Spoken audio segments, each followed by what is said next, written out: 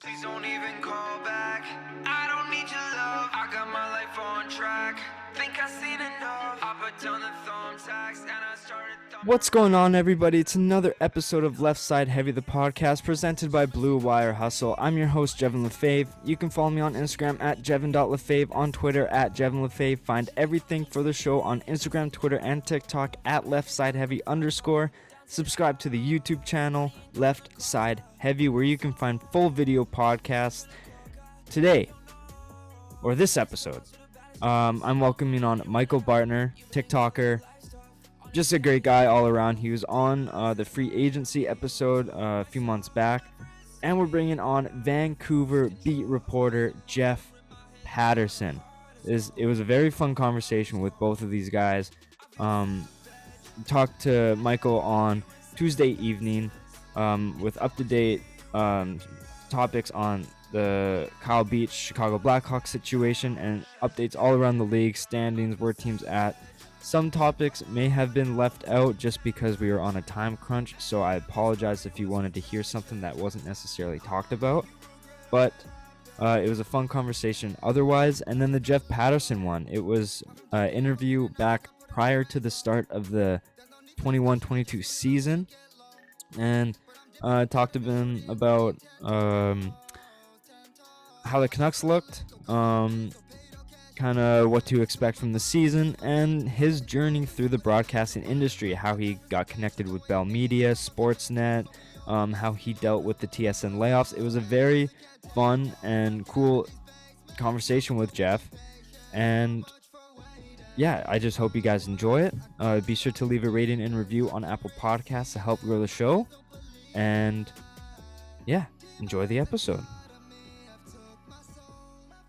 It's episode 66 of Left Side Heavy, the podcast, presented by Blue Wire Hustle. I'm your host, Jevin Lefave. You can follow me on Instagram at jevin.lefave, on Twitter at jevinlefave. Find everything for the show on Instagram, Twitter, and TikTok at leftsideheavy_. Be sure to head to the YouTube, subscribe to the YouTube channel Left Side Heavy to help grow the show. You can find the full video podcast there. I'm welcoming back recurring guest, Michael Bartner. How's it going, man? That sounds great to hear. Recurring guest, second time here. I'm ready to get into it. Last time we talked was like late July, recapping free agency and stuff. Yeah. I am hyped up now that we actually have been playing hockey. I'm ready to talk about it. Yeah, the first legit season in quite a bit, longer than a lot of us has probably wanted. Yeah, it's great. It's great finally not playing the same 7 teams every like 3 weeks. So that's definitely welcomed. Yeah, exactly. But what have you been up to lately? Nothing much, dude. Just posting on my TikTok. Go follow it. mbonhockey. TikTok, Instagram, all of that. But yeah, besides that, just pumping out as much content as I can and trying my best. Are you in school right now? Yeah. University of Miami senior year. Senior year, getting ready to enter the real world. It's a scary time. The adulthood sure. is getting real. It's getting real nowadays. But what are you studying? I'm studying finance. Trying to go into something in like wealth management. I might not be the rich person, but I can help manage their money. You know what I'm saying? That's fire. But yeah, we're here to talk some NHL hockey, kind of update on the season. There's going to be some ups and downs throughout this episode, and we're going to start with the down, as unfortunate and something that I don't like talking about, and not a lot of people have liked to talk about, but the Kyle Beach situation and the Chicago Blackhawks scandal has started, like it's hit its peak now. It was all confirmed. Brad Aldrich, the accusations against him from Kyle Beach was confirmed, and it was a devastating day for hockey. It's a very sad situation, and just did you read any of the report that came out? I didn't fully read the report, but just the fact that those high executives met and just kind of brushed it off and we're just like, we'll wait till after the playoffs. Like, it's not that important. It was just so gross. And I'm happy that Bowman resigned. Obviously got fired. Quenneville gone. Cheveldayoff, not yet, but hopefully maybe he'll eventually resign. But yeah, I'm happy that people are being held accountable though. Yeah, so if no one knows, if you haven't heard, Kyle Beach accused Brad Aldrich, the video coach of the Chicago Blackhawks back in 2010, of sexual assault, and it was a ongoing investigation that was brought up and confirmed, and it went a lot deeper than a lot of us expected. Um, 5 members of the front office met after Chicago secured their spot in the Stanley Cup Finals in 2010, and they talked about what happened, and then they brushed it under the rug because they were too busy playing for a Stanley Cup. And the names in that room were Stan Bowman, John Quenneville, and Kevin Shoveldayoff, all 3 guys who had, at least from what I know of for sure, had jobs in the NHL. And was it just Quenneville and Shoveldayoff who lied about it? I think Shoveldayoff, I know for a fact Quenneville did. I'm pretty sure Shoveldayoff did as well. I will say this about Shoveldayoff. This might sound like a hot take, but like he was kind of the lowest ranking. So it is tough. Like Quenneville, I think absolute garbage for not doing anything. Bowman was GM, but like Shoveldayoff, Wall, I think he probably should have resigned. I do see the logic where like you're not gonna risk the future of your career when you're a low-level executive, but he probably should have done something, especially after they were done on their Stanley Cup. Once he had his own job, something should have been done by him. But what doesn't make sense to me is if they just gassed Aldrich on the spot,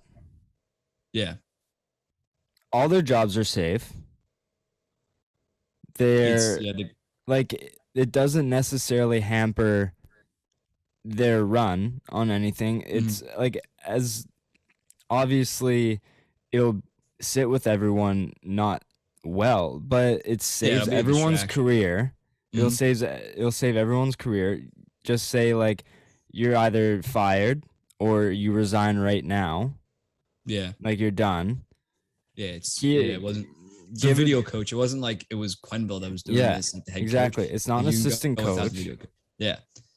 And I don't understand why kicking it under the, like, just get rid of him right away. Yeah, like, it's not that valuable. It's something that needed to be addressed, and I feel terrible that someone that vulnerable in Kyle Beach had to go through something like that. And yeah, it's just, where were you when you heard that it was confirmed? I think I was just in this room. I think I was about to make it. No, actually, what happened was I was heading to class and I literally skipped that class to go make a TikTok on him. So I was like, I got to get this out. But like, yeah, speaking on like what happened, like, I think they could have gotten away with just pushing it off until the Stanley Cup run. But if they came out and was like, oh, this happened, like we're firing him. The problem was Brad Aldrich just resigned, then goes to work with the high school and sexually assaults another kid. Like if they ousted Brad Aldrich after the cup, it would definitely be shady, but like you still held this guy accountable, got him out of there, exposed him to the public.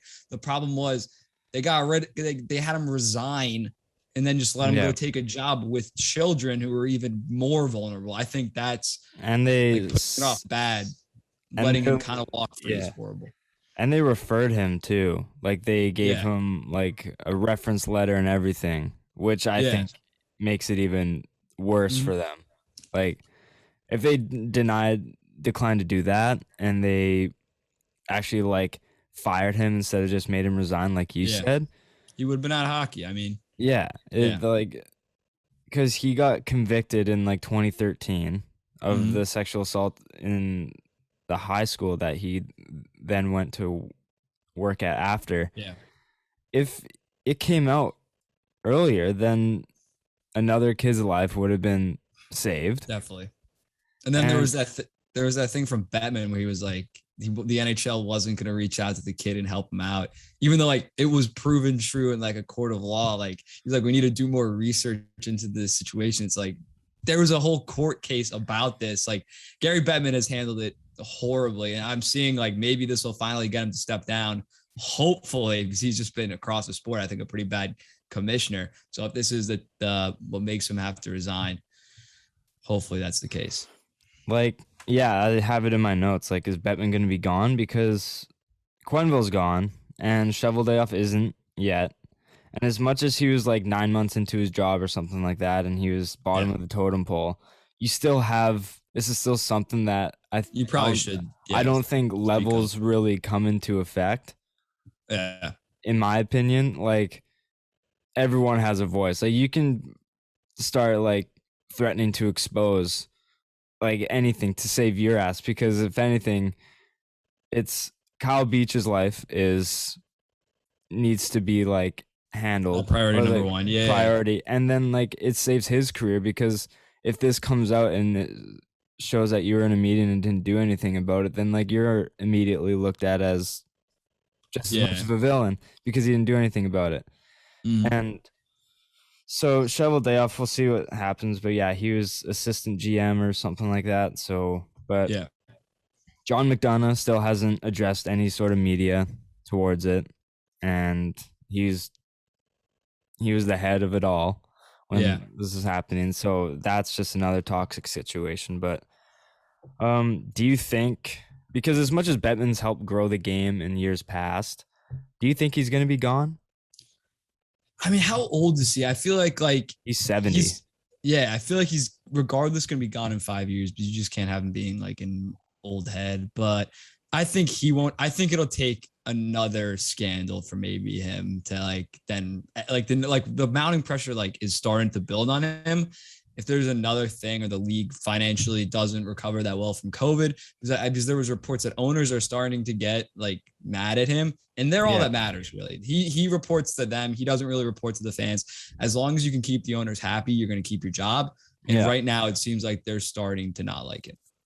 Yeah, because it's just like, it's hard because apparently Bettman only needs 8 votes to stay in. Yeah. And you need an overwhelming majority. So it's gonna, like, no matter how much amount of owners don't like him, there's still a good chance that he's gonna stay in no matter what. Yeah. And it's just a very hard situation to gauge because, I don't know. It's a very unfortunate situation, and I feel terrible that Kyle Beach had to go through, and I think he's extremely courageous to step out and finally And I think the quote that hit me the hardest is that it's finally not his voice against theirs. It's now public truth. Yeah. And it's finally the truth is revealed for him. Obviously, everything's not finished yet. There's still a long way to go. But to get this to the surface is huge for him. And I'm happy for him that this finally got exposed. Yeah, get some closure. Yeah, the other thing was when it was first looked into, the Blackhawks vehemently denied it.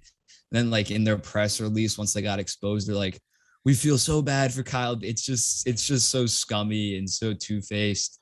They just got to basically clear house and try to start fresh. I don't know if that means remove the logo, remove shit. They might. I wouldn't be shocked if they do full 180. Complete rebrand. Yeah, it'll be interesting what the next step is, but we'll move on. I think this has been talked about, not necessarily talked about enough, but it's talked about enough that everyone is finally aware of what's going on, and I just hope this isn't more shit comes out, because I really once the floodgates open, once one thing is brought up, then other players, if they went through the same thing, then they might start releasing stuff. I'm just scared that this hasn't happened more.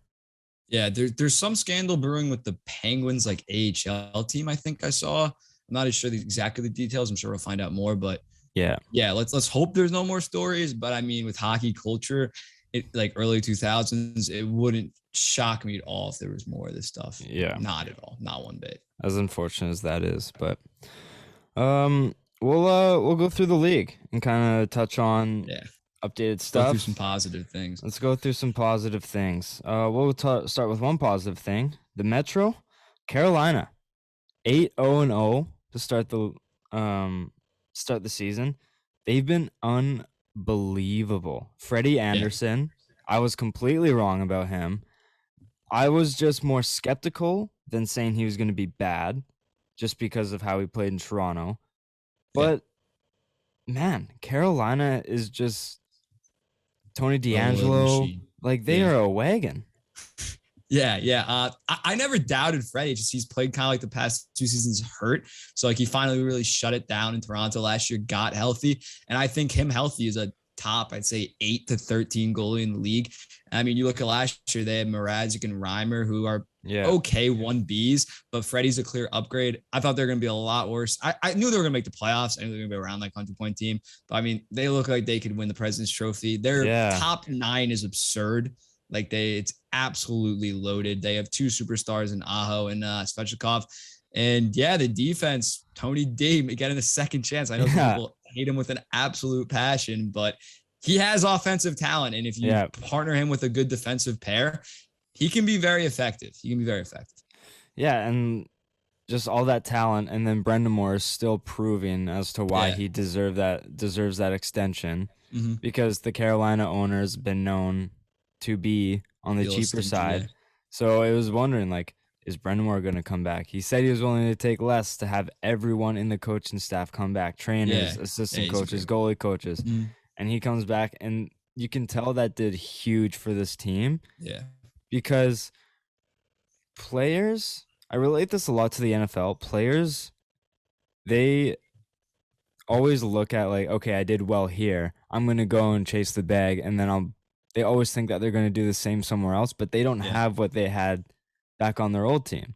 Like Odell, when he was on the Giants, he was one of the best receivers in the league. He went and chased the bag, or like he wanted out because he wasn't doing good enough, and now he's like not even in the top 50. Like it's not the same. But once you bring everything back, that chemistry, that culture stays, and it grows even stronger.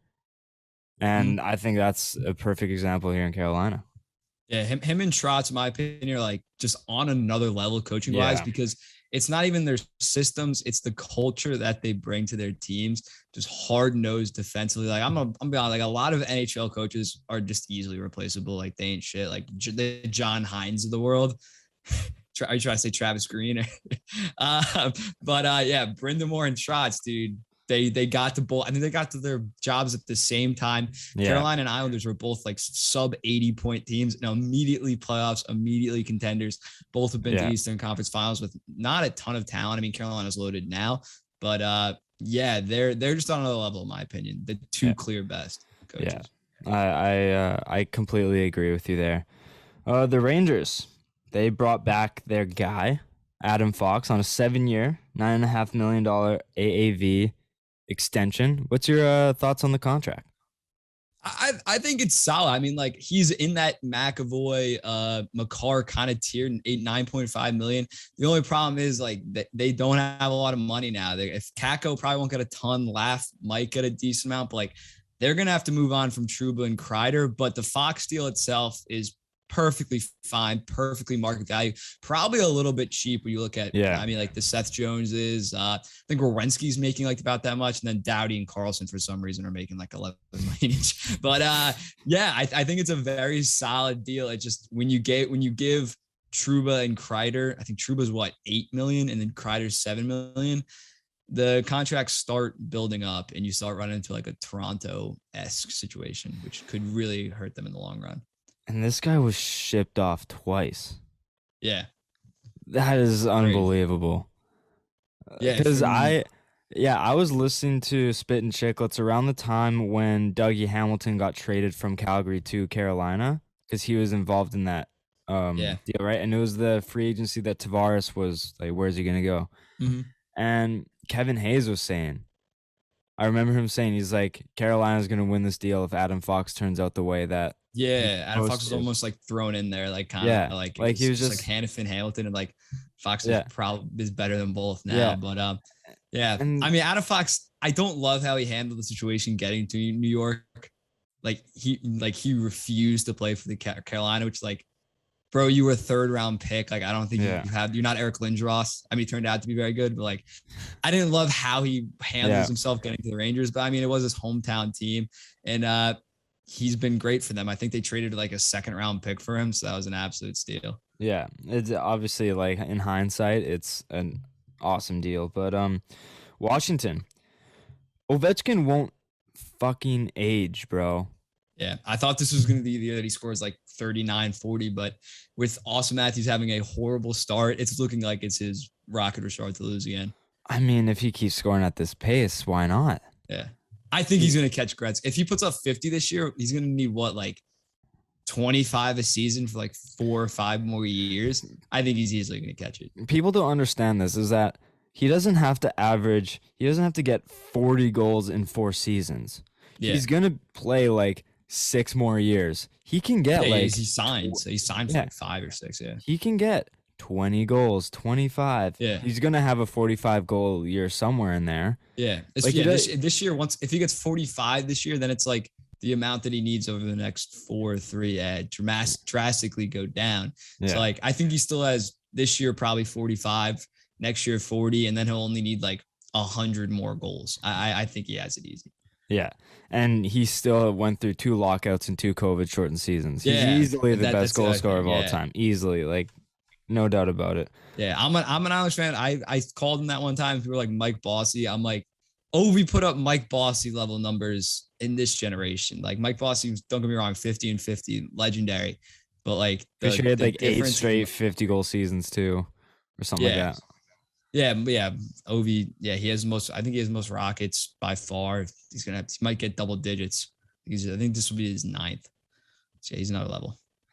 It's it's quite unbelievable. But who's been your most surprising team, negative or positive, in this division? In the Metro? Yeah. I would probably, I mean, it's got to be Carolina. I mean, like, just to be undefeated. If not, I'd probably go with the Rangers. They've looked very good. What are they? They're like 6-2-1 or something, I think. Yeah. Yeah, I think I had to make it in the playoffs. I think they're going to be fighting through. But Igor Shesterkin is nuts. I can recognize real, and he's stolen like 3 or 4 games that they had no business at all winning. I think he's definitely a top 10 goalie already. He could easily sneak into the Vezina race this year. Him and Markstrom, who would have thought, like, at this point? Yeah. He's living up to the hype for sure. But updated standings on the Metro. We got Carolina, Rangers, Washington, Columbus, Philly. Yeah, Columbus is playing very good too. Philly at 5, Jersey, Islanders, and Pittsburgh. Mind you, from 8 to 4, it's within 2 points, so it's still early on. They're all above 500. Yeah, it's crazy. It's a competitive division. But my surprise is the Islanders. I didn't expect them to be low because the Barry Trotz system, but lots of hockey to be played. 3-2-2. You're not digging yourself a hole or anything. Like you're in the mix. 100%. The Atlantic. We got Florida, Buffalo in 2nd, Tampa 3rd, and then we got Detroit, Toronto, Boston, Ottawa, and Montreal sitting at 4. We're gonna start by probably the big one coming out. Caulfield sent down to the AHL. Yeah. People are going to say, like, oh, people called him for the Calder. I didn't see him winning the Calder. I didn't have a feeling. I think obviously the playoffs helped him, but I wasn't feeling it. Mm-hmm. I like this move. I don't hate it. Get better. I think it's better to do it early on in his career than having to send him up and down, and down, and try to let him find it. Like, send him down, let him be confident. He was ripping it up before he came up in the playoffs last year, so I'm sure he'll find his stride there. Let him gain some confidence before you kind of ruin him in the NHL. Yeah, I like it. I mean, like, let him, instead of playing 13, 14 minutes on your third line once you like demote him, let him just go to the HL, be the guy, play 20 minutes, score like 40 goals in a season. Yeah, you get nothing out of him just getting dominated by other teams' top players, lowering his confidence. He's what, like 20, 21? Like, it's fine. And no offense, like the Montreal season, it's already kind of a wash. Like, let him play 30, 40 games down there and then bring him up for the last 20. Yeah, I think we have to start normalizing that. Like, you don't have to play your top picks in the NHL so soon. Like you don't have Capo to. Caco, prime example. He was horrible his rookie year. He was one of the worst in the league. Yeah. I mean, granted he took another stride in his sophomore year, but he should have been playing back in Finland or whatever. Yeah, you have to normalize not rushing your rookies, and mind you, unlike Travis Green, where he doesn't really know what to do with the rookies, it's like he's, instead of sending them down, we're scratching them and then playing them. Yeah, that's just 8 minutes and then scratching him because he's not doing enough within that 8 minutes, and then we'll get to him later. Yeah. But Morgan Riley signs an 8-year, $7.5 million AAV, stay in Toronto. I don't know where they're heading, what direction they're heading. Yeah. Like, I don't hate the contract for Riley. I think he's good enough for 7.5. Like, I don't think that's a bad contract at all. Mm-hmm. But I mean, they have like 5 players taking up like 60% of the cap. Yeah. And it's like, come on. Yeah, I don't like the deal. I would have gone like 6.5, 6.75. He's just not a true number one. He needs like a TJ Brody to play with, like a more of a defensive guy. It's just, I would have traded him at the deadline, gotten like another top 4 in like depth, because dude, you're so top heavy. And like, I see Leafs fans being like, oh, Seth Jones got 9.5. One team's dumb move doesn't justify you playing a player. Yeah. Throw out Seth Jones. If you look at Cale Makar getting 9 and Morgan Riley getting 7.5, that makes Morgan Riley's deal not look very good. So like, is it horrible? No, but yeah, as you said, like, you can't be paying these players this amount of money. I don't like it. I've let it sit for a couple of times, and I'm not a fan. Like, the contract itself isn't the worst. Yeah, it's slightly above market value, and it's just a situation of the Maple Leafs that this contract doesn't sit well. Yeah, with me. If there was a different team and they had money, it's fine. Like, if Carolina's signed Morgan Riley in the offseason to this contract, I'd be like, that's not terrible. Like, Carolina doesn't spend that money. They probably have the cap space. They'll be fine. But, I mean, Toronto's like handcuffed for 7 years now. Yeah. I think he's 8 years. It's just Kyle Dubas just always wants to, he can't get a fair deal. Like, he always overpays like by a slight amount, and it's adding up, especially like what if Sandin and Robertson like actually pan out? You're gonna have to let them walk. Yeah, because you're gonna have literally no money to pay them anything over $5 million. Yeah, like, you look at Morgan Riley, like you let a Zach Hyman go, and then you give Morgan Riley 7.5. I'm not in love with that. Are you worried about their slow start? I am, because I thought before they were a wild card team. I don't think they're better than Boston, Florida, and Tampa. And while they kind of have gotten it back on track, I mean, they got to play Chicago, which like that's every team's like dream right now. But to stop the slump. But they're obviously, like, their shooting percentage was so low. They're gonna be in the hunt. But when they were like 2-4-1, Leafs fans were like, it's absolutely no big deal. And I'm like, I don't know about that, because they can't be playing against Florida in the first round without home ice. They're going to lose that. They need to play good in the regular season and maybe get home ice in order to win the playoffs. Yeah, it's kind of concerning, because now I feel that they're in this gray area where they're not in a situation to win a cup. Because, Matthews I think he's probably the only one on the team that's worth the money that he's getting paid. Maybe even Nylander. Yeah, I'd say Nylander. I think Nylander's fair. What is he, like 7'9" or something like that? No, I think just 7. I think it's like 6'9", 7 actually. I think that's a good deal for Nylander. He can put up Tavares 30. is horrible. Tavares' deal is... That's that might be one of the worst contracts in the NHL. Yeah. I'll say that right now. But... Yeah.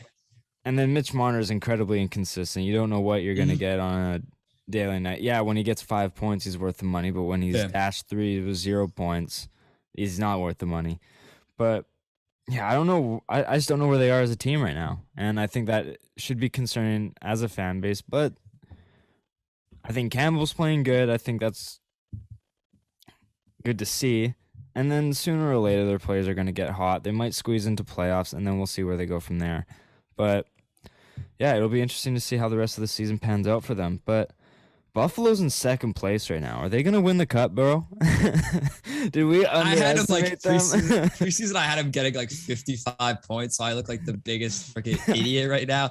Obviously, they're gonna come back to down to earth. Like, maybe they can get like 80 points. That wouldn't shock me with this hot start. They're definitely playing good, but they're a fluke. They're gonna come back down. Unfortunately, nothing I would love more if like Detroit and Buffalo make it, and like Tampa and Toronto don't. Like, those cities would burn. That would be unbelievable. They've been very good. Jeff Skinner looking like a $9 million player.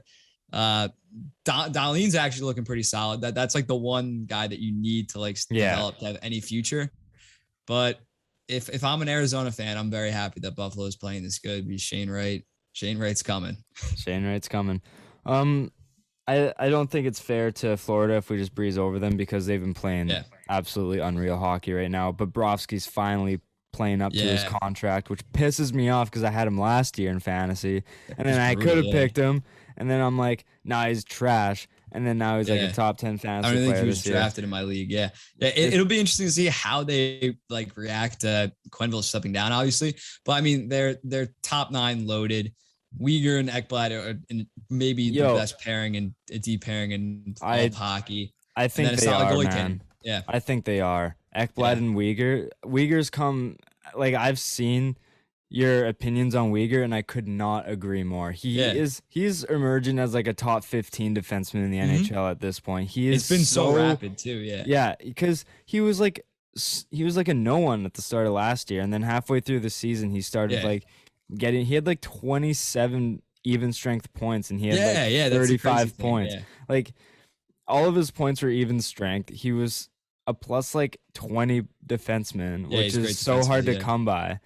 Even like on a team that gave up a lot of goals against, and he was still in the positive factor. He's just a solid defenseman. And I think Ekblad's playing unreal. Sasha Barkov, Huberdeau, Verhaeghe, that team is just, they're playing well right now. I'm not trying to say like this is like their cup or bust year, but like next year the Barkov contract does kick in, and then Huberdeau is going to get paid after that, so they're going to lose $10 million in cap space, but those guys are making like 5.9 this year or something nuts. So like they better capitalize on their great contracts right now, because they're probably going to lose a Verhaeghe or I can't even think, Owen Tippett when he has to get signed. Like they need to capitalize this season, get at least to an Eastern Conference Finals. They need to make a deep run. They need to. If it's a first round exit, then if they lose to Tampa, they need to shut down the franchise. That would be embarrassing. It's something. But Detroit's playing well. They're 2 rookies, Raymond and Sider. Those guys are unbelievable. Those guys are gonna be very good. I slept on both of them. I did not realize, because I don't follow like the SHL. Like my followers are like, oh, they're amazing. I'm like, let me see them in the NHL. And they're absolutely killing it. Yeah. They're probably gonna be fighting each other for the Calder at this point. Yeah, no, I agree with you there. But we'll move on to the Central. St. Louis is sitting at the top with Winnipeg second, Minnesota third, Nashville fourth, Colorado fifth, Dallas 6th, Chicago 7th, and Arizona at the bottom. St. Louis, bringing it back. They're doing well right now. Binnington's playing well. Definitely making his case for the Olympic roster right now. I didn't have him on Team Canada, but, he's definitely proven a lot of people wrong. Colorado's sitting in the middle, which I don't think a lot of people expected. But from 6 to 7 points, and first has 12, so it's 5 point swing from 6 to 1. So it's an open division. Colorado, Devon Tays hasn't played a single game. Rantanen's hurt now. McKinnon was hurt to start the season. They'll be fine. St. Louis, Tarasenko is playing amazing right now. They're probably going to still end up trading him, but like that contract looked like untradeable before the season, and now they'll probably get a pretty good haul for it. Everybody else, it's gonna be a pretty bunched up division once Colorado gets going. But yeah, I think St. Louis is going to make the playoffs based on this start. And if you're a Colorado fan, I think they're definitely worse than last year, but they're still like a 108-point team. Yeah. Tampa will just throw someone on LTIR and then trade for Tarasenko. That would be legendary. Yeah, I was saying that with Eichel. Like if I was the Islanders, I would just toss him on LTIR, go all in this year, and then just trade him in the offseason. Yeah, get the picks and shit back once everybody sees he's healthy. Yeah, maybe you make a profit, dude. Big brain. Big brain move. Yeah, big brain move. Man, I swear to God, if Vegas gets Eichel, I'm gonna throw hands. Yeah. I mean, dude, Vegas, like I don't think they're gonna miss the playoffs because Pacific's so bad, but. You got Stone hurt. Yeah. Pacioretty hurt. Carlson's out 6 weeks now. They're gonna the Edmonton Oilers probably gonna be ahead of them. Yeah. Like come mid-January. Yeah. But yeah, Chicago brutal start. Dallas is a team that I can't necessarily get a grip on. Sagan is still another slow start to a season, which Jamie Bennett's like 2 points in 8 games. Yeah, it's concerning. Like they didn't really look into the future on like, okay, these guys are slowing down, maybe we should think about trading them while their value's high. But now it's almost like I think there's you can't trade them within the next couple of seasons. They're going to be in like a situation where they just have to blow it up and then start from I mean, just build around Heiskanen and Robertson and Hintz are all very good. Yeah. But yeah, it'll be tough when you got to trade like Joe Pavelski, Ben, Sagan, all those contracts will be very hard to move. Pavelski's playing well still for his age, and I just think you have to trade him while his value's high. But yeah, pretty meh division, kind of boring right now. But yeah, it'll pick up soon, but yeah, we'll move over to the Pacific. Edmonton is making noise in this one. Definitely. It's we got Edmonton first, Calgary second, San Jose third, Anaheim fourth, Vegas fifth, LA sixth, Vancouver seventh, and Seattle eighth. Three-way tie for last. Yeah, Edmonton. I think the real thing is their defense isn't as horrible as we thought. I mean, they've only played 8 games, but like Duncan Keith and Cody Ceci aren't abysmal. So like we expected them to have the worst decor. So the fact that they're just average and obviously their offense is their offense. And I mean, Koskinen's actually been playing pretty good. So I think they're definitely gonna come back down to earth. I think they're like a 100-point team. But it's especially while Vegas kind of struggles with their injuries, they definitely need to get a good lead on them for come playoff time to get that home ice. Even Calgary's playing up to par. Markstrom is playing like he was in Vancouver, and he's even playing better. And I continuously think, not to bring it over to Vancouver, but I think Vancouver's Demko and Markstrom, I think that tandem was being slept on for a lot longer than I think they should have. I think they're both top half at least goalies, even like maybe close to top 10 goalies in my opinion. Yeah, it's fair. And I think Markstrom's. I'm happy to see that he's still playing well, and as an old Vancouver goalie. But man, was I wrong about Calgary? I didn't see anything special from them, but they're playing out of their mind right now. Yeah, I thought they were like pretty average. I think I made an entire video that they like probably should blow it up. It's only been like 7 games, but yeah, I mean their first line of Gaudreau, Kachuk and Lindholm is absolutely killing it. They're absolute beasts.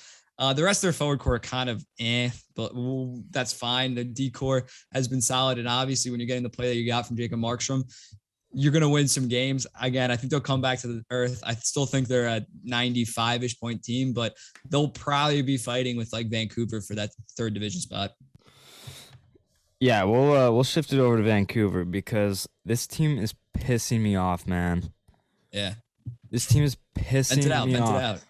Paterson looks like a house hockey player in midget. Yeah, dude, I drafted him early in fantasy. I'm not like, he's got to wake up. He can't skate. He can't stick handle right now. I think the only positives on this team are players that people thought were washed, and that's OEL, Tyler Myers, and Connor Garland are probably our best players right now. And Myers, first of all, that hit on Duncan Keith the opening night. Yeah. Two of those years, your $6 million a year contract, they're fine now. They're fine. Yeah, you were severely overpaid, but it's okay now. That was a beautiful hit for the Vancouver fan base, and he's playing a lot better. I have to admit, he's not taking as many penalties. He used to take like 3 cross-checking penalties a game, and it was like, bro, you can't be doing that. But he's finally playing well, and he's so much better when he's no more than a second pairing defenseman. When you play a guy like that 24 minutes, the mistakes start to rack up, penalties start to rack up. Is on a team where he has to be the guy, it's going to not go well. And now that he's a top pairing defenseman with OEL, but the pressure's off him still because he still has Hughes and OEL to do all the offensive stuff. Yeah. Yeah, exactly. So he can just stay back, be a physical presence on D. He has the long reach, and he breaks up a lot of plays, and he just has to push it up ice. That's all he has to do. But I swear to God, if Besser gets another fucking shot blocked, I'm going to lose my mind. I sent a tweet out not too long ago, and I said, death, taxes, and Besser's shots getting blocked, because it's just something that happens way too often. And man, Canucks need to wake up.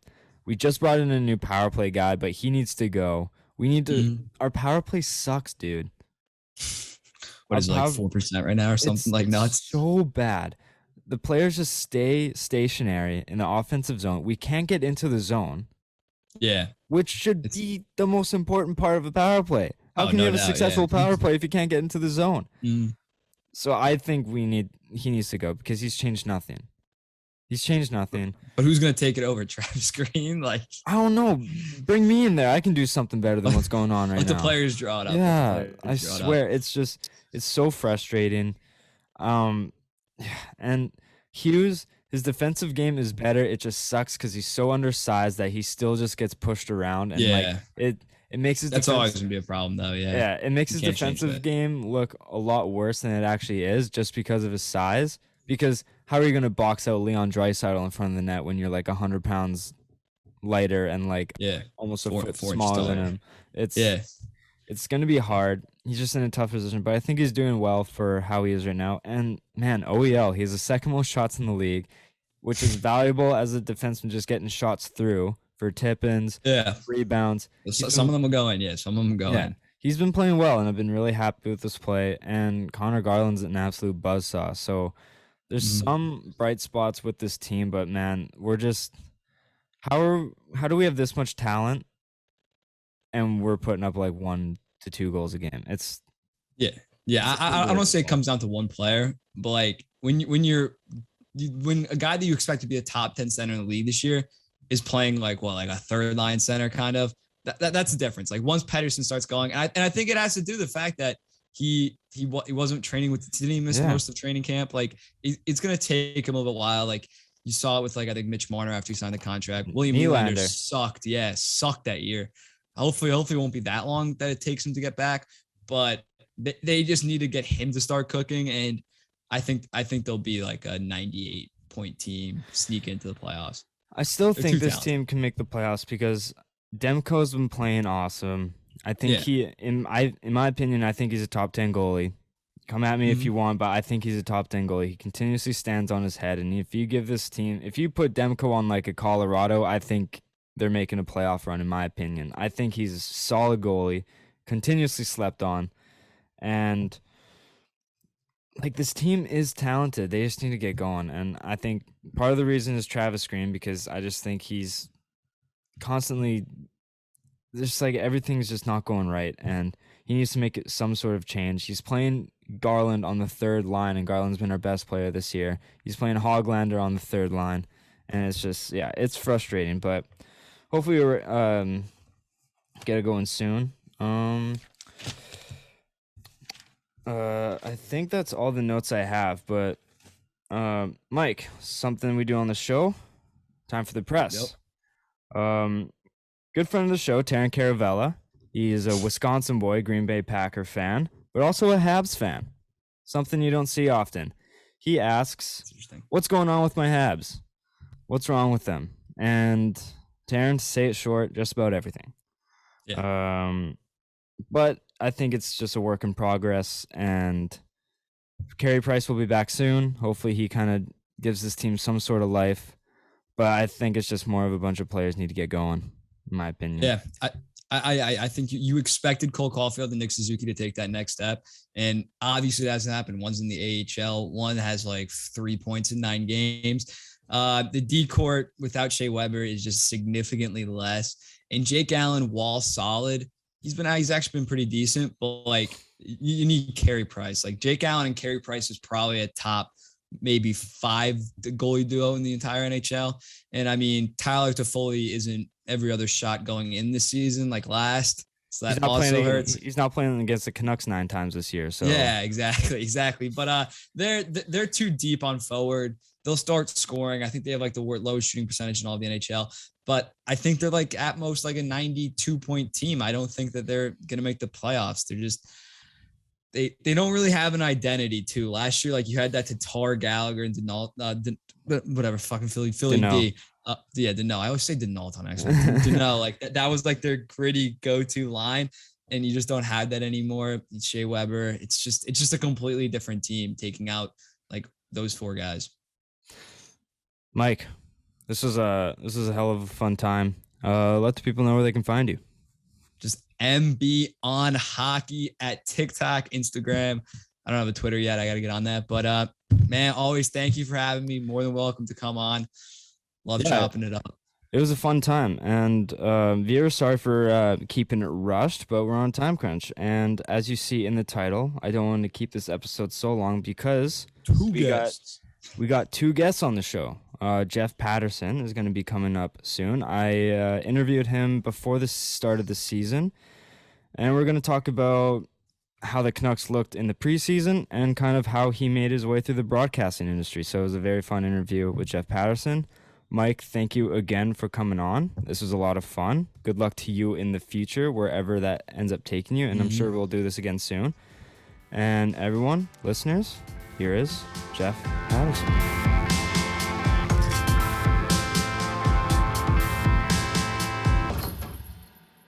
I now welcome on a very, very special guest. He is a beat reporter for the Vancouver Canucks, former co-host of the Vancast with Thomas Drance, and the new co-host of Rink Wide with Andrew Wadden, as well as the full-time Canucks reporter for Harrison Price. Thank you, Jeff Paterson, for joining me today. Hey, thanks for having me on. So, how's the Canucks looking these days as training camp rolls around the corner?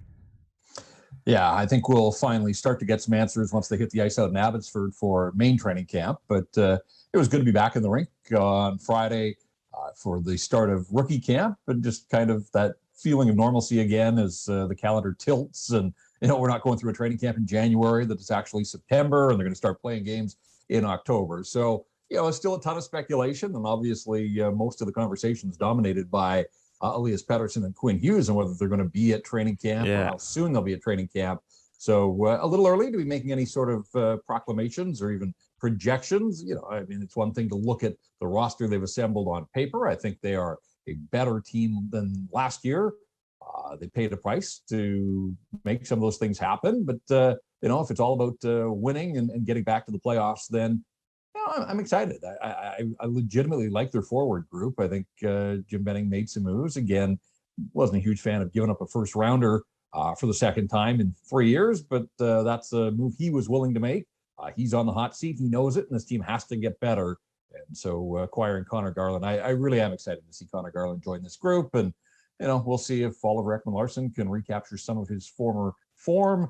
Jason Dickinson up front. And, I had a chance to see Vasily Podkolzin for myself for the first time out on the ice. And again, it was one day of a prospects camp. I'm not here to make any proclamations about, this guy being a star and winning Rookie of the Year, but he looked very much as advertised. So I think there are some real legitimate reasons to be excited about the hockey club, but it's been a couple of dark seasons, and let's hope that they can make some headway because it's just good for the market if the Vancouver Canucks start to progress and get back to, anything close to what we saw from them in the playoff bubble in Edmonton a year and a bit ago. Yeah, there's a lot of different opinions on that OEL Garland trade and like giving up the multiple picks, but we offloaded all those contracts and stuff. But the one player I think everyone's excited for is Podkolzin, and has he looked comfortable amongst the group and just being on NHL ice? Because I know it can be a little bit different overseas and stuff, but has he looked comfortable? Has he been fitting in nice? Again, I took in one day. I have been at this long enough that I'm not going to make any sort of wide sweeping judgments based on an hour and a half of an on ice session with a bunch of other prospects. You have to consider the context that Podkolzin spent a couple of seasons in the KHL, the second best league in the world. He was out on the ice at this Canucks prospects camp with guys that were drafted this past year, like Connor Lockhart, didn't play because the OHL didn't play last year. So, it really is hard to judge and gauge anything. I, like many others, want to see Podkolzin step in against pros here and guys that have been doing this for a while, and other players that, are among the best in the National Hockey League when you look at a Bo Horvat or a Brock Besser. And, again, at some point, Paterson and Hughes are going to arrive on the scene. So I think we'll really be able to start to gauge where Podkolzin is in his comfort level when he gets around his teammates, because I think he's going to make this team. I'd be shocked if he doesn't make the team, but let's give it a couple of days of training camp before we cast any kind of judgment on how he looks early in his NHL career. That's a very good point. There's a lot of excitement and a lot to look forward to with this new team, but I have you for a limited time today, and I had a couple questions that I wanted to ask you about reporting, broadcasting, the radio industry, because I myself am in the radio arts and entertainment program at BCIT, and I have some curiosity and some things to pick your brain about. But to kind of start from the beginning, how did you begin the reporting, radio, broadcasting? Like, how did you get your foot in the door, and like, where did it all start? Well, I won't bore you or your listeners/viewers with the whole life story, but it was something that I wanted to do from a really young age. I grew up in a household where the radio was on all the time, and I had this fascination probably when I was 8 or 9 years old with these voices that were coming out of the radio, and some of them were talking about sports, and I thought, how cool is that these guys get to talk about sports for a living? And really from that point forward, I kind of positioned myself to do whatever I could to make a go of it and see if I could be one of those voices coming out of the box in somebody else's household. And sure enough, here I am, some 20 years, coming up on 30 years since I went to BCIT. So I've been a bit of a survivor. It has been a bumpy road at times, hasn't always been a smooth progression. But I knew that going in, that this is a tumultuous business, that, it can be chaotic at times. And I've seen that myself firsthand.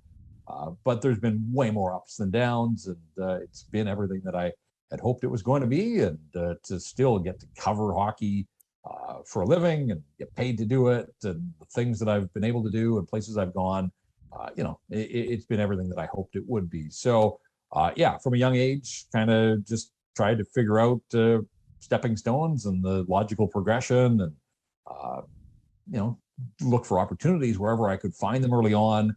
And you need some good fortune and some bounces along the way. And I've had a couple of breaks too. And here I am all these years later, more than 20 years now covering the Vancouver Canucks in this market, which ultimately is what I wanted to do. I'm born and raised in North Vancouver, and so this is home for me, and have had the opportunity to, be up front and cover this group and be on the front lines and do all sorts of different things, from reporting to hosting to now podcasting. And, I think you have to be able to adapt. And, I kind of think that I'm proof of that a little bit of a survivor, but at the same time, I've tried to look for ways and trends that the industry is going, and try to stay ahead of them so that I can stay employed. And so this is a new venture, a new season, and into the digital space exclusively this year, which is fun and really exciting, and kind of breathes some new passion into me to see how all of this works, and how we can make a go of it. And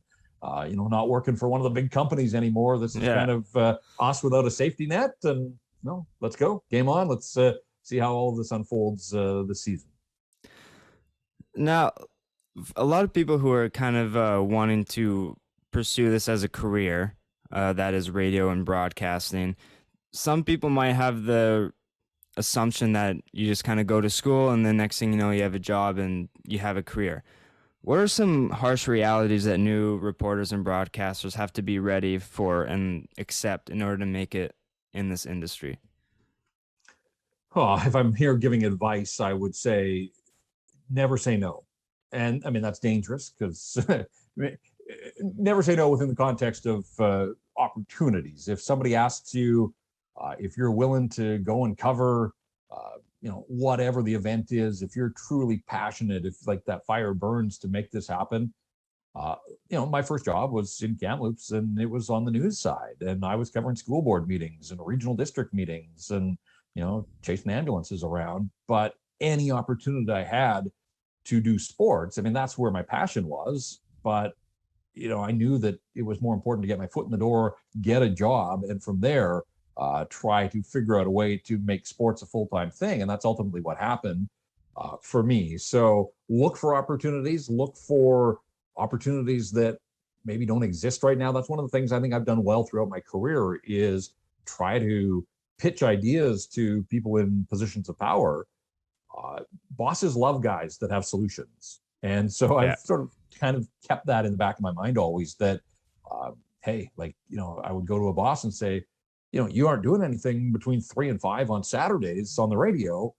Saturday is hockey night in Canada. The pregame show for the Canucks would start at 5, but from 3 till 5, we're running ESPN programming. It's all college football or college basketball in a market like Vancouver. If, the Canucks are playing on a Saturday, why aren't we talking local and just sort of expand the pregame show? And, that was one of the ways that I was able to carve out some more airtime for myself.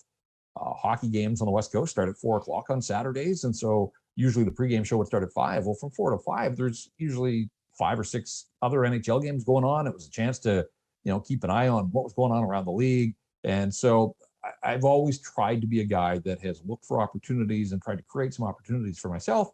And I think it's worked out reasonably well. But I would be prepared. Like if you are getting into this business, and the business has changed a ton since I went to BCIT, but the main tenets are sports is a lot of it's at night, a lot of it's on weekends. Like if you think you're getting into this as a 9 to 5, and I've seen people that say, I don't want to work weekends, I don't like working nights, then get out of it. Get out of it now. It's not for you. The number of family functions that I have missed over the years, family barbecues, buddies asking me to, go out and do something on a Friday night. Like, sorry, I was serious about getting into this business, and there are games being played, and you just have to be prepared to sort of take on a whole different schedule that revolves around the schedules of these teams that you're covering. And hockey's always been my first love, and I have tried wherever possible to make that the main thrust of my job. But over the years, I've covered the BC Lions, I've covered the Vancouver Whitecaps, I have covered other local events on the Vancouver sporting scene.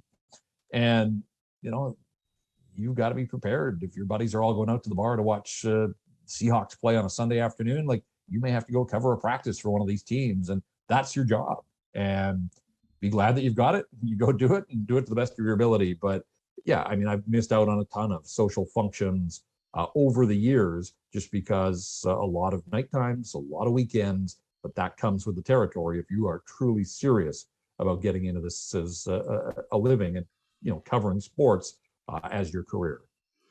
Yeah, when I told my parents that this is something that I wanted to do, I started my podcast about in November 2020 just to kind of get the nerves off of talking to a microphone to an audience. But my dad said, he's like, you have to be okay that if your only job is up in Merritt or up in Prince George, that you have to be able to go up there and earn your stripes a bit, maybe even for a couple of years, because you can't expect just to graduate from school and then have a job in the big leagues. Like, you have to be able to work for it. So I really like that advice, because it's just like, it's a moment of realization that people need to have. Like, okay, so you have to kind of earn your stripes a bit, and it's not going to come easy. But so you started broadcasting for the Kamloops Blazers, and then you ultimately made your return to Vancouver, reporting for the Canucks and Lions and Whitecaps, like you said. But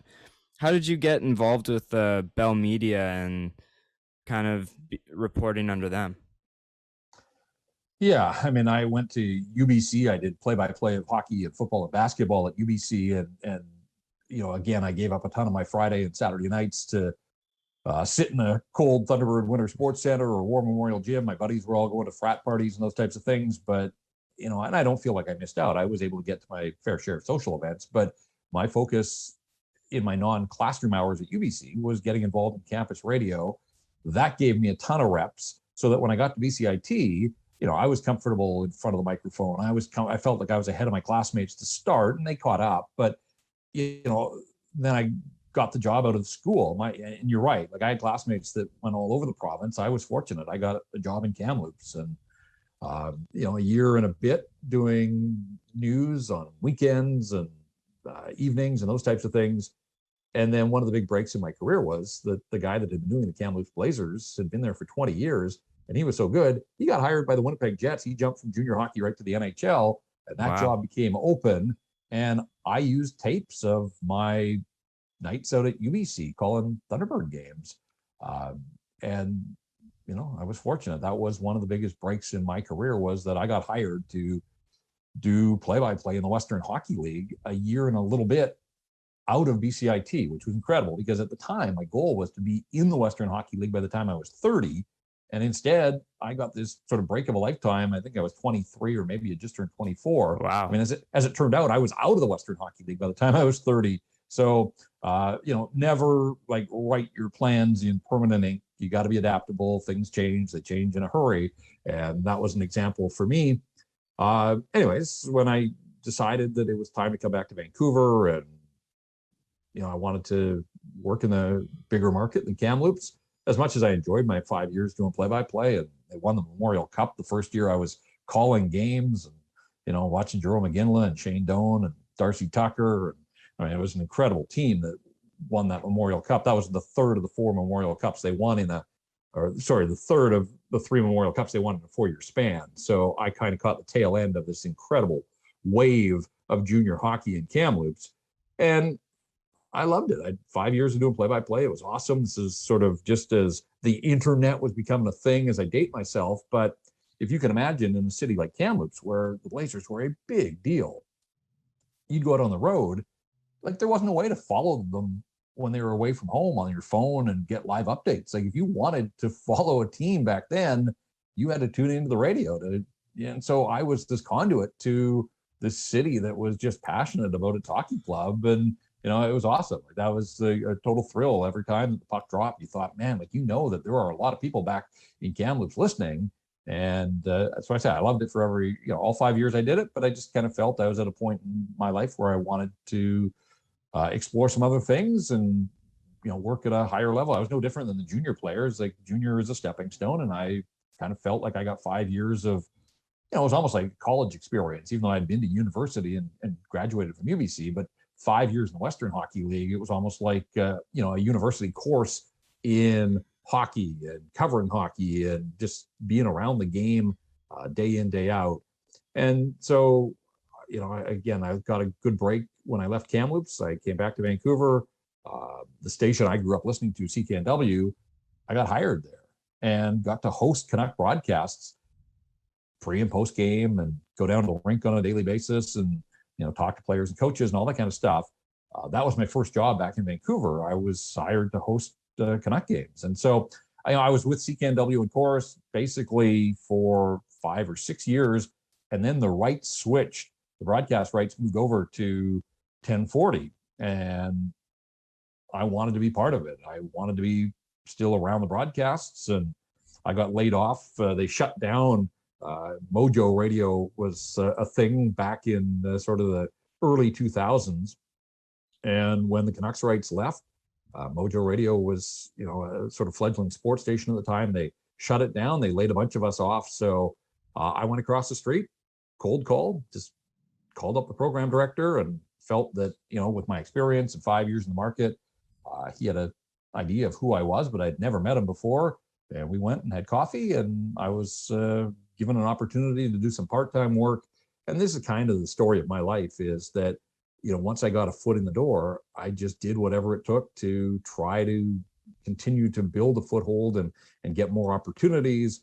And, eventually I was able to work my way back into hosting pre and post game and some talk shows and do fill in and all that kind of stuff on 1040. And so 1040 wasn't owned by Bell back then, but over the course of my time at 1040, Bell took over. And so I worked at 1040. It was Team 1040, then it became TSN 1040 from 2006 till 2015 or 16. I guess I was there, and then experienced one of the great frustrations, not the only one, but one of the great frustrations of my career. I got laid off in late 2015. Had worked a post-game show on a Monday night and got a call on Tuesday morning that I had to come in and meet with the boss. And it was company-wide. It was, I think there were 400 layoffs that day, but Wow. Still that one was crushing. When Mojo Radio folded, we could all kind of see it coming. I didn't see this one coming. I thought I was working hard and doing good work, and you take it personally, but you look around, you see 400 across the country. I mean, it really was a head count, and they were just trying to reduce costs, and I got caught up in all of that.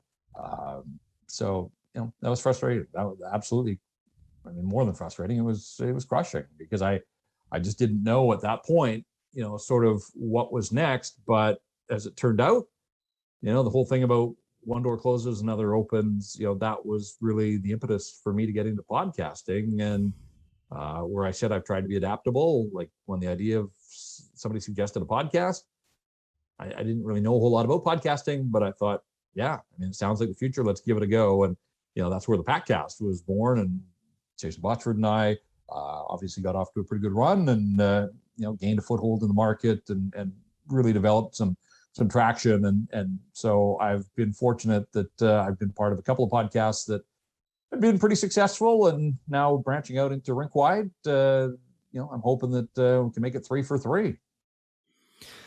That's an amazing story. And to follow up on that, not to kind of like add salt to the wound, but that's all right. I've lived it. I've talked about it. So I don't think there's a whole lot you could say now that would add any salt to this wound. So fire away. But back in February of 2020, after the Bell Let's Talk, TSN radio in Canada, or like in different regions of Canada, folded. And unfortunately, you, as well as other veteran reporters and radio hosts, were laid off. And it was honestly crushing to the city of Vancouver, Hamilton, Montreal. It was crushing to the entire nation of Canada. But dealing with the layoff, what did you learn about yourself when you ultimately overcame the feeling and like the hardships of just like the whole situation in general? Well, every time it happens, you sort of step back and you try and take stock of where you are in your career, and do you want to keep going with this, or is it times just the universe telling you that it's time to look at some other line of work?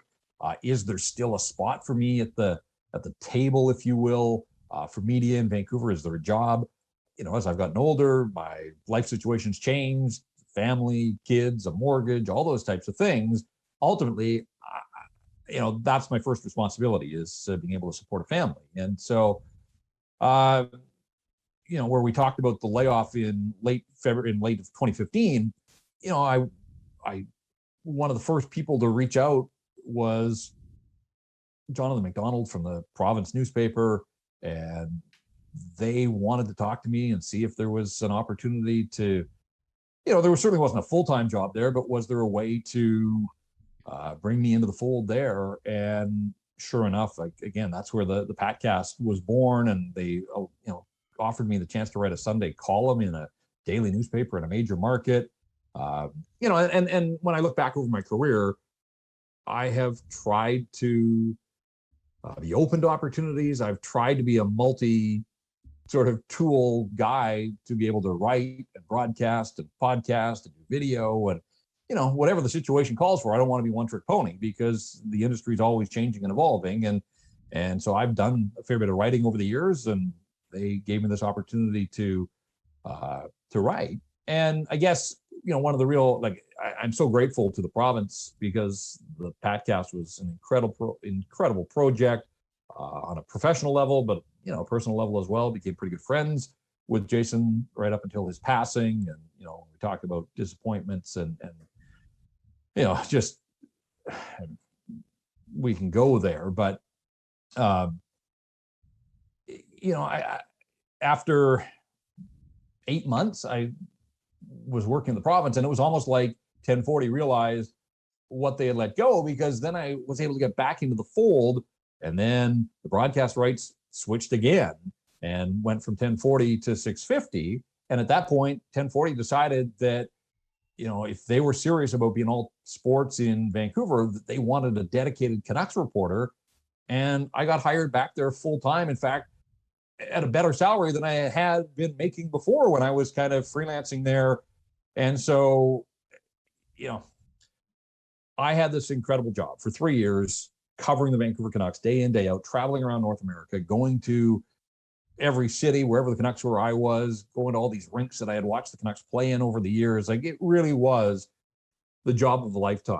And so on February 9th, when they pulled the plug on the station, I mean, personally, massive disappointment, because I had this job that it really truly was a dream job. But also, one of the great disappointments was that none of us saw it coming. The radio station had ratings, it had sponsors, and it was a group. I'm not sure that 1040 had ever sounded better than it did on February 9th.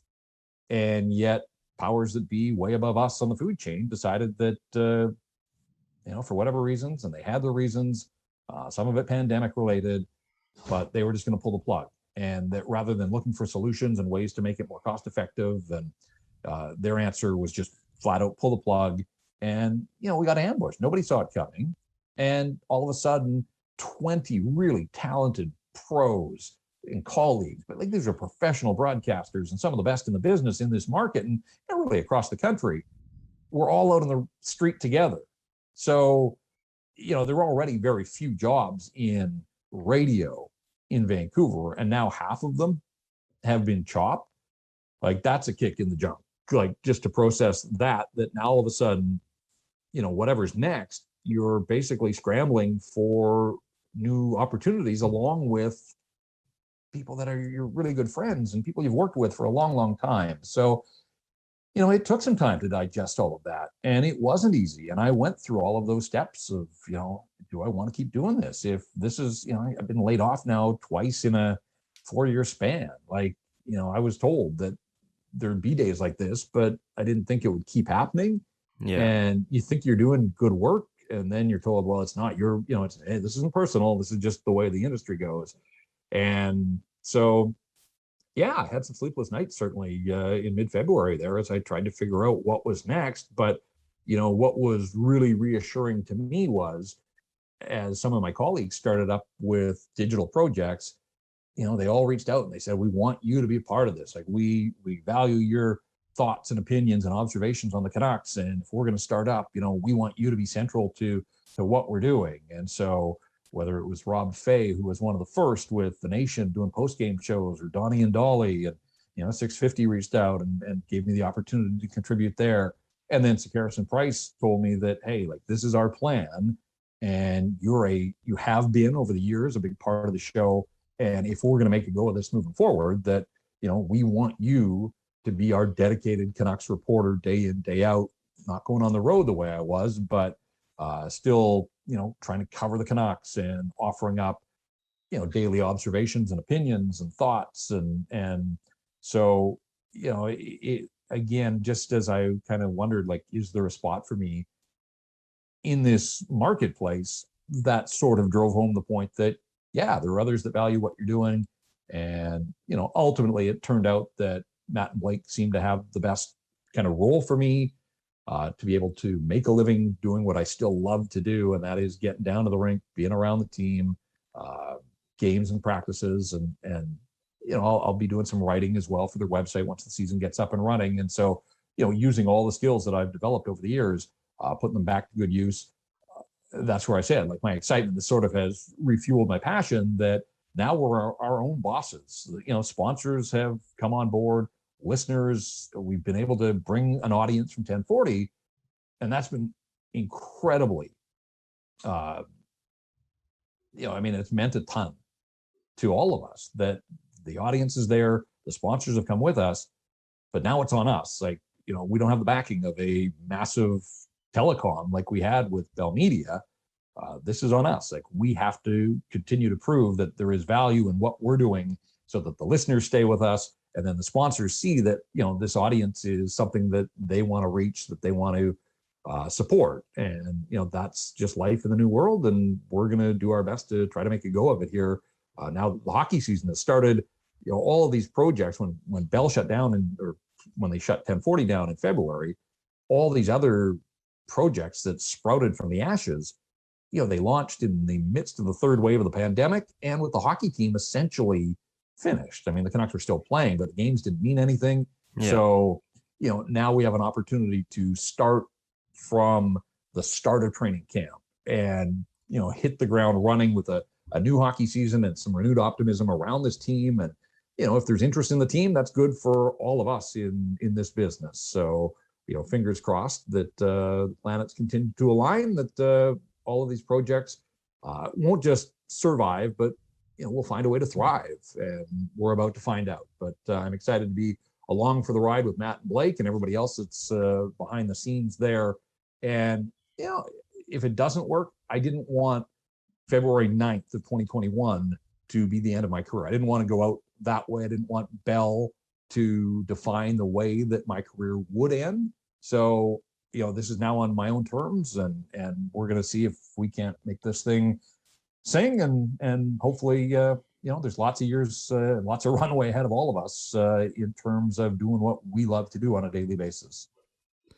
Well, Jeff, this has been awesome, and I'm glad to see that after the Bell layoffs and stuff that you stuck with it, because Canucks Twitter and all that sorts of stuff is much better when you're a part of it. So thank you so much for joining me. Last question before you head out. Where do you predict Canucks finishing this year?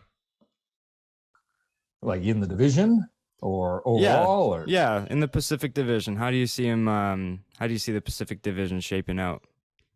If they get Paterson and Hughes signed and everybody stays healthy, I mean, there's a few ifs right there, but I think they're improved from last year. As I said right off the top, like I am legitimately excited about their top 9 forward group. I think they should be able to score a bunch of goals. I think their power play should be way better than it was last year. It should be closer to where it was 2 years ago when it was 4th in the National Hockey League.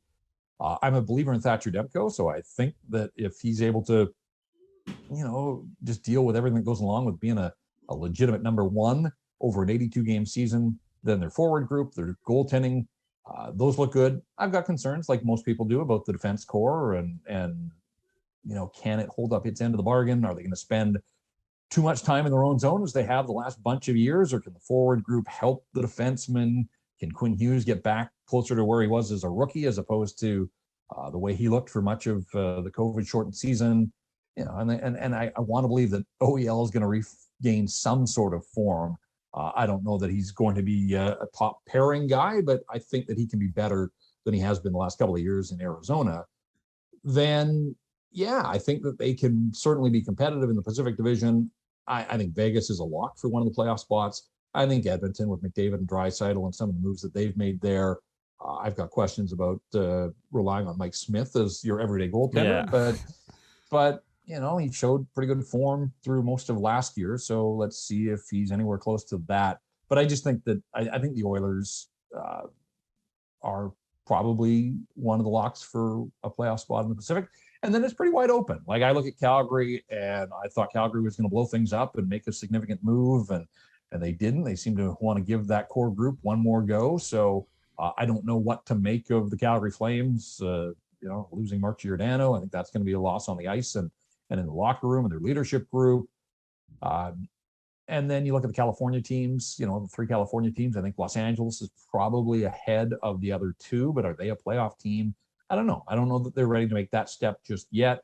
And then Seattle's a wild card. I mean, we know the way the bar was set by Vegas in an expansion season. I don't think Seattle's going to be able to match that, but I think Seattle's got a team that's going to let you know that you're in a battle every night. I don't think they're going to be a pushover by any stretch of the imagination. And maybe that sort of expansion, us against the world, nobody believes in us, maybe they can channel some of what Vegas had. I don't see a trip to the Stanley Cup final in year one, but maybe they're solid enough to be a playoff contender at the very least. So, I think the Canucks, the path is there, but ultimately it's on them to show up and make things happen. And we saw in the bubble, once they got to the playoffs, that was some of the best hockey that we've seen Bo Horvat play in a while. Paterson and Hughes for their first taste in the playoffs.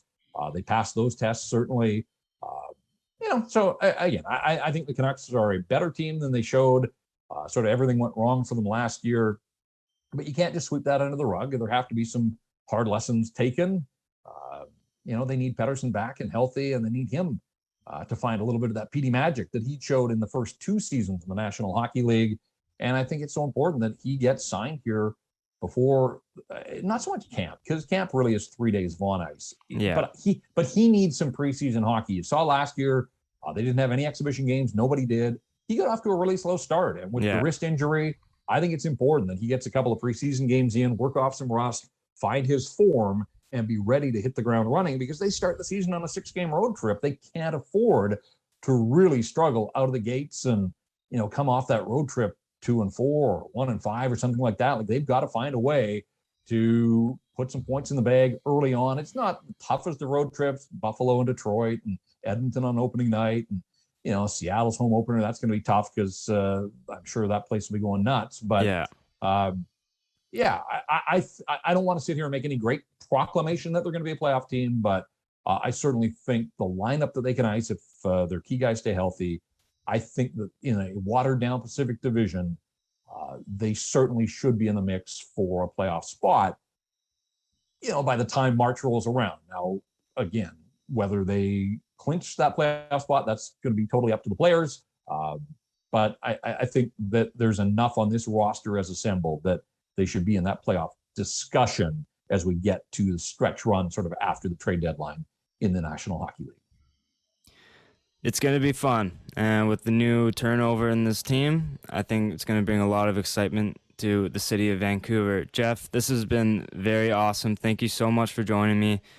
Everyone listening, you can find him on Twitter at Paterson Jeff. He's pretty active with daily updates with the Canucks, and you can also catch him, as mentioned before, as the Canucks reporter on Sick Harrison Price, as well as a co-host of Rink Wide with Andrew Wadden. Jeff, thank you again, and good luck with the rest of the season. All right. Thanks so much for having me on. I just gotta let go. Went from ducking and fucking, and now I got put in the friend zone. There's no need for this.